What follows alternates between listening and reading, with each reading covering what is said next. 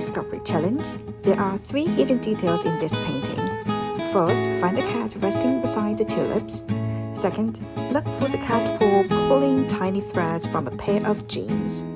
And third, find a spilled bag with watch, glasses, perfume, and earphones scattered around it. Now, here are my 3 bouquet questions. What kind of world can begin with just one bouquet?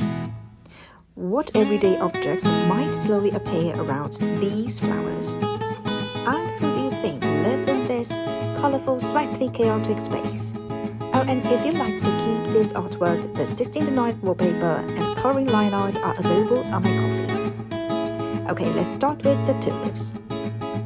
This painting started the same way many of my paintings do, with a bouquet.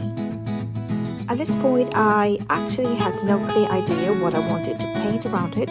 I just knew I wanted tulips. So I started blocking in these very simple flower shapes. You can see how loose they were at the beginning. Just small orange and reddish forms floating on a white canvas. And then little by little, I started building the bouquet. I wanted the tulips to feel pink, but not just a soft pink. There's red inside them, coral peach, and these really bright yellow and orange areas. As I added more petals, the flowers became warmer and much more vivid. I also used the leaves to create this large green section underneath the flowers. And that's when the bouquet started feeling less like a collection of separate flowers and more like one big shape. For the container, I didn't want a normal vase. I imagined a basket with a handle, something you could pick up and carry.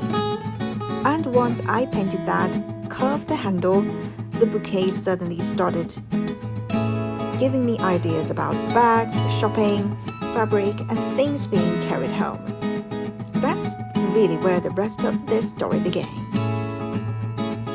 Then I thought, okay, I want a cat here. Not a dramatic cat, not the curious cat staring directly at the viewer. I wanted a cat that looked completely indifferent. Like, this is my place now, deal with it. So I kept the cat very light.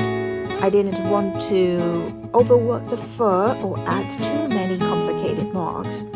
The cat needed to become one large, pale area beside all this intense pink. And if you follow the cat's body, you start seeing this large blue shape underneath it. That's a pair of jeans. You can see the pocket in the upper left area with a tiny floral embroidery detail. There's also a small leather label near the waistband. So now we know what happened. The cat has climbed into a shopping bag. The clothes have been poured out and the cat is lying directly on top of the jeans. You can even see 2 hands trying to pull them away. But the cat? No, absolutely no concern. I really wanted that expression to feel like a cat that was lived a very, very comfortable life. Once I had the jeans, I started adding more fabrics. Underneath them, there's a dark floral fabric. Maybe it's a dress, maybe a shirt. Honestly, I like leaving some objects slightly open to interpretation. On the left side of the bouquet, I added this bright pink fabric with white dots and little lace details. And suddenly, the entire painting started feeling like someone had just returned from shopping. There are bags, clothes, fabric, things everywhere. But it isn't stressful chaos. It feels like more comfortable chaos.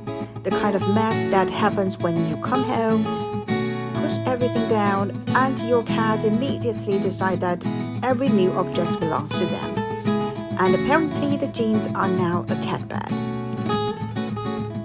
But the white cat isn't the only cat in this painting. Look near the top.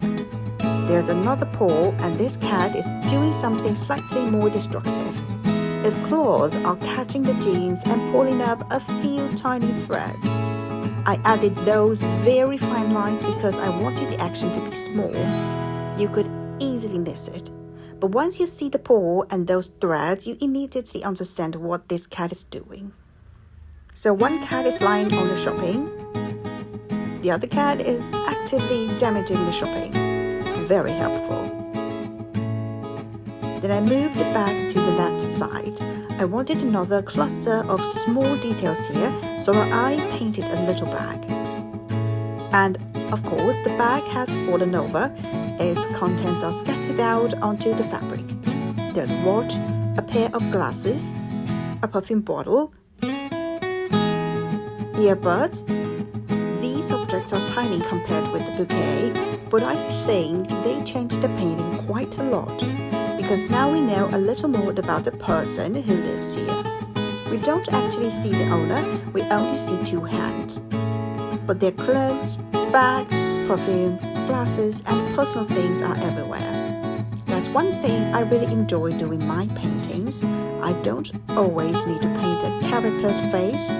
Sometimes their belongings can tell part of the story about them.